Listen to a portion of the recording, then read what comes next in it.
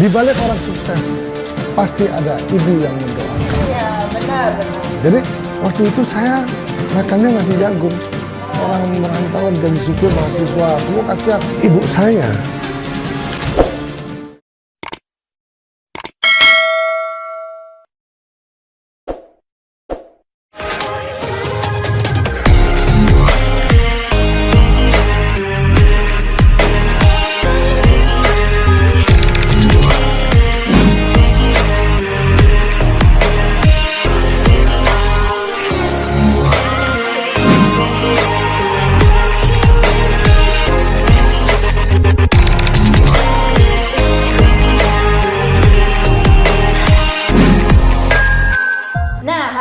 seperti biasa kita akan berbincang-bincang kembali bersama dengan Mr. Puisi. Nah, Mr. Puisi, gimana nih kabarnya hari ini? Kabar hari ini kedinginan. Kedinginan ya, karena habis hujannya, jadi kedinginan. Bukan, karena tidak ada yang menyelimuti. Oke. Nah, ini juga mungkin berhubungan ya Mr. Puisi sama pembahasan kita kali ini. Nah, apa sih pembahasan kita kali ini? Jadi hari ini kita bakal membahas ibu nih Mr. Puisi. Nah, jelas ya teman-teman semua yang ada di rumah, ketika kita kehilangan sosok ibu itu pasti berbeda banget ya Mr. Puisi ya. Dan buat teman-teman semua di rumah yang masih lengkap, masih utuh keluarganya, hargailah kayak gitu. Nah, hari ini kita bakal membahas sedikit tentang ibu Mr. Puisi. Boleh saya bertanya, apa sih menurut Mr. Puisi peran penting seorang ibu dalam hidup Mr. Puisi? Jadi gini, mau sukses, mau senang, mau bahagia, sayangilah ibumu. Ya gitu. Benar gitu. Karena tanpa kamu menyayangi ibumu, ibumu akan menyayangi kamu. Lahir batin seumur hidup. Nah, itulah seorang ibu. Jadi banyak orang mengatakan di balik orang sukses pasti ada ibu yang mendoakan. Ya, benar. Jadi doa ibu tuh sangat sakral. Benar. Itu terbukti sih Mr. Puisi. Betul. Jadi kalau kamu misalnya berani sama ibu kamu, ya berani kamu melahirkan, kamu tidak akan dikasih rezeki, kamu mendapat kesulitan, ya pasti sulit dalam segala hal akan sulit. Makanya kita harus menyayangi yang melahirkan kita. Karena apa? Ibu batuk saja kita. Ibu tuh orang pertama yang aduh kenapa ya? Padahal cuma batuk coba ya. Nah, itulah seorang ibu. Kalau cowok ini bapaknya batuk batuk gak apa-apa gitu. Nah, itu loh. Jadi ibu tuh hati-hati loh dengan ibu. Jangan menyakiti ibu, jangan menyia-nyiakan ibu. Yakinlah siapapun ibu kita, dia pasti menyayangi kita 100%. Benar. Nah, tepuk tangan dulu teman-teman semua. Nah, benar ya Mr. Puisi, emang kalau ibu itu apapun perkataannya itu pasti ada benarnya. Orang tua pun ketika bilang jangan, ya kita jangan gitu. Karena kalau kita melanggar itu bakal ada sesuatu nih di depan nunggu kita kayak gitu. Nah, nih Mr. Puisi tadi bilang kalau kita harus menyayangi ibu kita kayak gitu kan Mr. Puisi. Pernah nggak sih Mr. Puisi marah gitu sama ibu Mr. Puisi? Karena kan yang namanya emosi dalam diri kan tidak bisa dikontrol kayak gitu. Saya sejak saya umur SMA saya tidak pernah marah sama ibu saya. Waktu kita kecil bukan marah. Jadi kita minta uang, nggak dikasih. Jadi saya ngejek ibu saya, gitu ya. Jadi dikasih. Jadi habis itu saya dikejar, lari, pakai sapu dikejar. Itu umur saya mungkin masih 3-4 tahun kali, 5 tahun, 6-7 tahun lah gitu. SD mungkin. Jadi ngejek ibu saya. Nah, bayangin aja, pada waktu itu bapak saya udah meninggal. Nah, jadi yang membesarkan saya ibu saya. Itulah, jadi sangat ingat nostalgia saya pada waktu kecil, perjuangan seorang ibu untuk membesarkan anaknya. Jadi saya tidak pernah, setelah saya SMA, apalagi saya selalu mendoakan ibu saya biar sehat walafiat. Karena apa? Pada waktu itu ibu saya yang biayai saya, coba. Ya, menghidupi ya. Menghidupi saya, sedangkan orang tua. Ya. Nah itu loh. Jadi kita harus sangat menyayangi ibu kandung kita, sehingga kita akan mendapatkan pahala di kemudian hari. Nah itulah pentingnya seorang ibu. Nah untuk itu saya tidak pernah merasa marah, tidak pernah, malah ingin membahagiakan kelak. Waktu itu saya berpikir kalau saya udah sukses, saya kelak akan membahagiakan ibu saya, akan membahagiakan ibu saya, mengajak jalan-jalan dan lain-lain. Ya syukur, alhamdulillah, cita-cita saya udah tercapai waktu itu. Sehingga petua-petua apa yang diberikan oleh ibu sangat berarti untuk saya. Nanti juga saya ceritakan bagaimana seorang ibu, khusus untuk saya ya, ini pengalaman yang baik untuk masyarakat, untuk ibu-ibu, bagaimana memberikan nasihat anak-anaknya. Kapan harus diberikan nasihat, bagaimana caranya memberikan nasihat sehingga anak itu turut dan sangat mengikuti semua kebaikan yang diajarkan oleh ibu. Bagaimana caranya? Itu tidak semua orang bisa melakukan itu, dan tidak semua orang mempraktekkan itu karena tidak ada dalam pelajaran sekolah. Nah, itu intuisi dari seorang orang tua seperti itu. Mungkin orang tua lain caranya lain. Caranya khusus ibu saya nanti akan ceritakan dalam cerita siang ini bagaimana ibu saya memberikan petua ataupun wejangan-wejangan selama hidup saya dari kecil sampai dewasa. Oke, kalau mendengar perjuangan seorang ibu ngerawat anaknya, apalagi sendirian nih Mr. Puisi, kata-kata bijak apakah yang pernah diberikan orang tua ibu Mr. Puisi nih, sehingga Mr. Puisi itu selalu ingat gitu loh, maksudnya membekas kali kata-kata itu kayak gitu.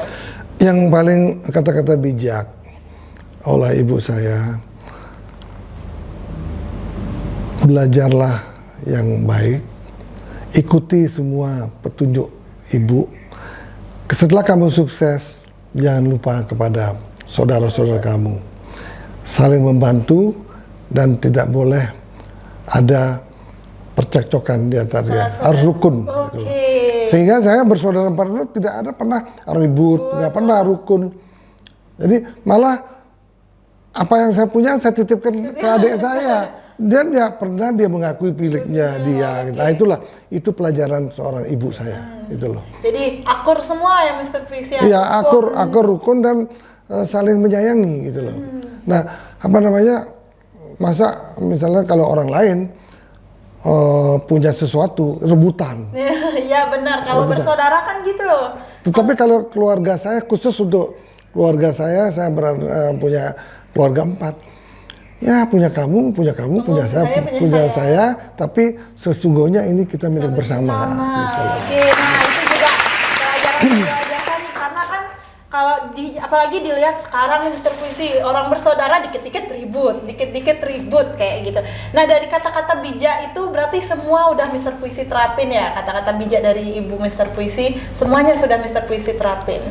Nah, nih Mr. Puisi, tadi Mr. Puisi bilang mau bercerita nih bagaimana apa aja sih wejangan yang pernah diberikan orang tua Mr. Puisi kayak gitu. Dari kecil sampai dengan sekarang nih Mr. Puisi, dimana sekarang Mr. Puisi kan juga udah punya anak juga kayak gitu.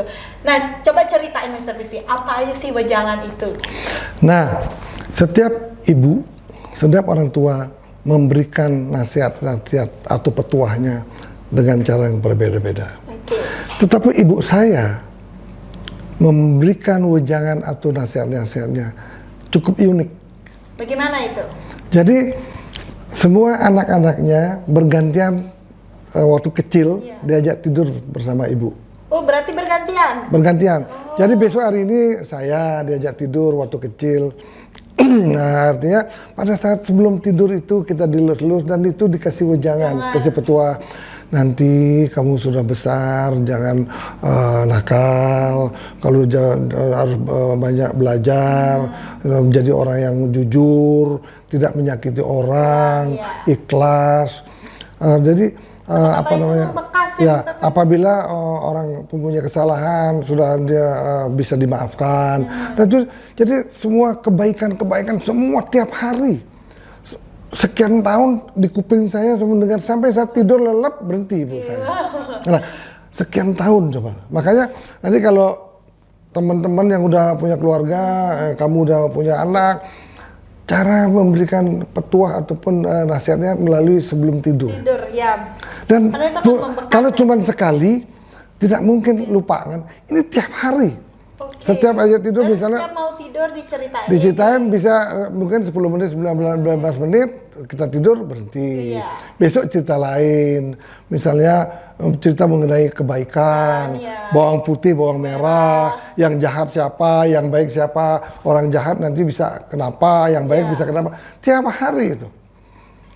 Jadi, Jangan bekas. jangan apa namanya, jangan serakah, segala macam kebaikan ada di situ. Jadi mungkin ada 1 juta kebaikan yang pernah didengung-dengung ke kuping saya. Iya, benar. Nah jadi saya tidak mungkin akan berbuat hal yang tidak negatif baik, ya. selama hidup saya. Nah itulah yang saya dapatkan dari ibu saya. Nah sehingga syukur ya saya sudah mendapat petuah yang sampai hari ini saya ingat semua nasihat-nasihat ibu. Itulah. Oke, nah tepuk tangan dulu teman-teman. Nah mungkin mendengar cerita-cerita saya boleh nanya Mr. Puisi, apakah Ibu Mr. Puisi masih ada untuk saat ini? Nah itu jadi saya sangat apa namanya berterima kasih dengan ibu saya, Iya. dengan almarhum ibu saya. Apa namanya beliau sudah membesarkan saya dengan luar biasa. Iya.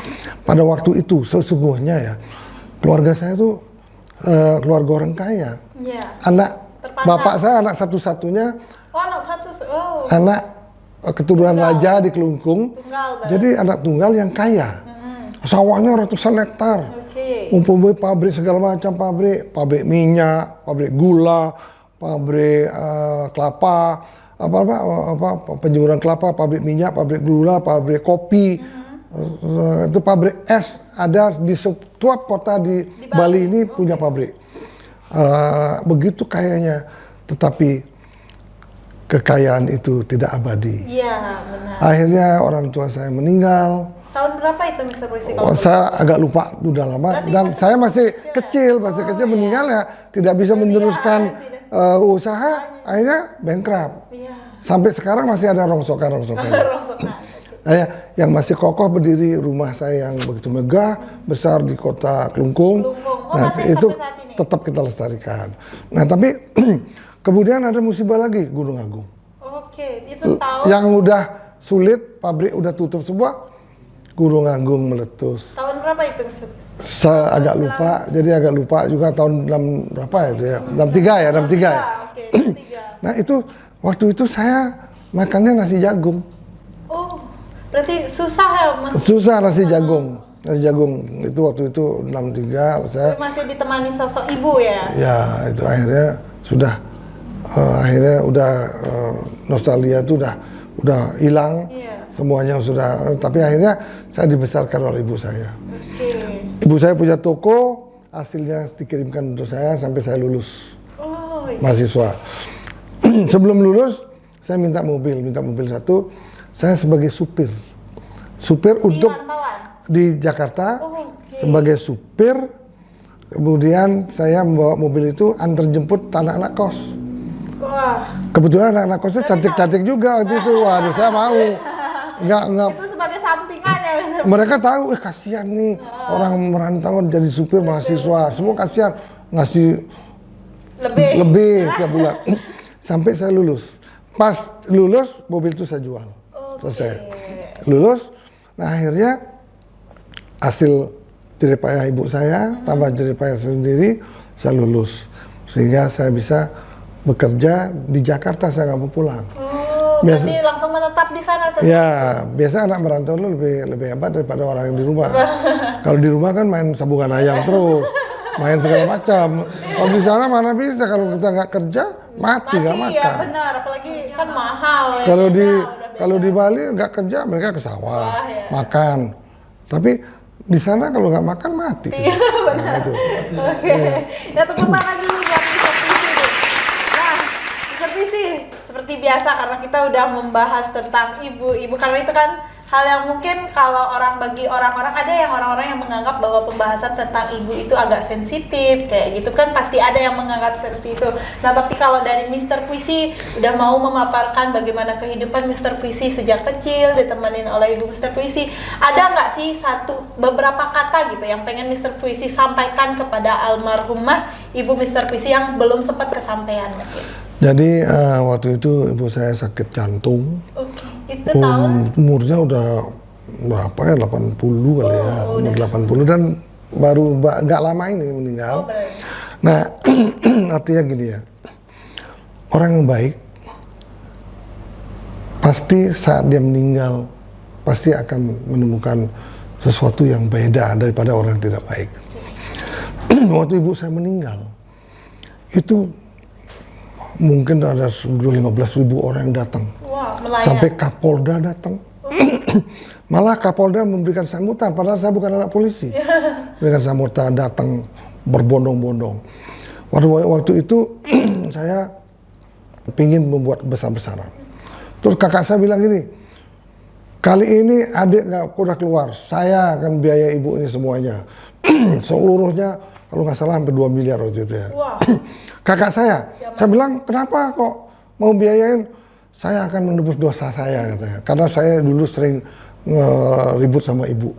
Saya akan minta maaf melalui dengan cara saya. Akhirnya saya nggak keluar duit sama sekali. Akhirnya dia keluar duit sampai puluhan ribu orang ke datang. Dan itu apa namanya, kita bikin buffet makan. Seluruh masyarakat dari desa, semua desa sampai ke kuburan itu kita bikin buffet makan. Jadi malah ada seorang pengusaha menyumbang teh botol 1 kontainer. Wow. Jadi karena apa? Waktu itu kan kita kan banyak punya relasi. Gitu. Tahu ibu saya meninggal, akhirnya saya disumbang hanya 5 kerat. Nah, tapi terus saya telepon bosnya di teh botol ini, Pak, kalau biasanya kalau ibu saya, keluarga saya ini kan namanya plebon, apa namanya, ada besar-besaran tuh karena masih ada keturunan kerajaan kita, besar-besar datang bisa 10.000, tiba-tiba besoknya dikirim 1 kontainer. Luar biasa. Coba. Nah, makanya perbuatan apa, kebaikan apa yang kita berikan kepada orang pasti akan ada, bukan perlu timbal balik, pasti akan ada membantunya. Karena kan kita berbuat baik untuk masa depan kita kan gitu. Jadi dan jangan sangat herannya bahwa beberapa artis datang waktu itu, coba. Padahal kita nggak ngundang. Artis datang, Transvision juga datang. Wah, diliput di Transvision kan. Akhirnya nah itulah perbuatan dari ibu saya. Karena selama hidupnya baik, dia akan mendapat timbal balik yang baik gitu. Kalau kita berbuat jahat, kita akan mendapat suatu hal yang tidak baik gitu. Itulah perlu saya. Oke, tepuk tangan nih. Itu juga mungkin suatu pesan ya teman-teman, ketika kita berbuat baik kepada orang, maka kita juga bakal mendapat timbal balik yang baik. Tapi ketika kita melakukan hal yang buruk, maka kita juga kedepannya itu bakal mendapatkan hal yang buruk juga gitu. Nah, terakhir nih Mr. Puisi, kita mau meminta Mr. Puisi menyampaikan sebuah puisi nih yang berkaitan dengan ibu. Waduh, ini agak susah ya. Iya. Ibu, tapi harus dalam banget. Harus dalam gimana cara buatnya nih? Harus menghayati. Menghayati. Artinya harus dalam. Ibu ini kan seorang yang sangat kita sayangi. Kita sangat sayangi, kita sangat lindungi. Dan karena ibulah kita bisa hidup seperti sekarang ini. Iya, benar. Sekian lama saya merenungi hidup ini. Hal yang sangat berharga yang saya peroleh sampai saat ini adalah nasihat ibuku yang tidak dapat kita nilai dengan uang. Karena nasihat itulah membuat aku berdiri tegak hari ini, membuat aku bisa tersenyum dan bahagia sampai saat ini. Saat itu aku termenung, merasakan kesulitan di dalam diri. Aku tak pernah ngomong dengan ibuku, tapi ibuku tahu ada apa anakku. Adakah gerangan yang bisa ibu bantu untukmu? Saya tidak mau bilang bahwa kita ada masalah besar. Kita mau cerai saat itu. Untuk bisa menyenangi ibuku, aku katakan, ibu, semua berjalan dengan baik. Yang penting doakan aku sukses dan sehat kembali. Ibuku tetap merenung, dia meneteskan air matanya ke depan mukaku. Akhirnya aku katakan, ibu janganlah bersedih. Berkat ibulah aku bisa bahagia seperti ini. Biar ibu bahagia, janganlah bersedih. Kalau ibu bersedih, saya tidak akan berbahagia. Wah, itu dulu. Harus, artinya dalam banget ya. Kalau kita dengerin baik-baik itu artinya dalam banget loh teman-teman sebenarnya. Oke, nah Mr. Puisi, kita udah banyak berbincang-bincang tentang ibu. Jadi untuk pembincangan kita pada hari ini mungkin sekian dulu. Nanti kita lanjut lagi dengan perbincangan lainnya. Karena kita nggak cuma sekali nih bakal nanya-nanya ke Mr. Puisi, bakal ada lagi pembahasan yang lainnya. Nah, untuk hari ini sekian dulu dari saya. Dan terima kasih sudah menonton channel Mr. Puisi. Dan jangan lupa subscribe tentunya teman-teman. Nah, bye-bye semuanya. Terima kasih. Bye.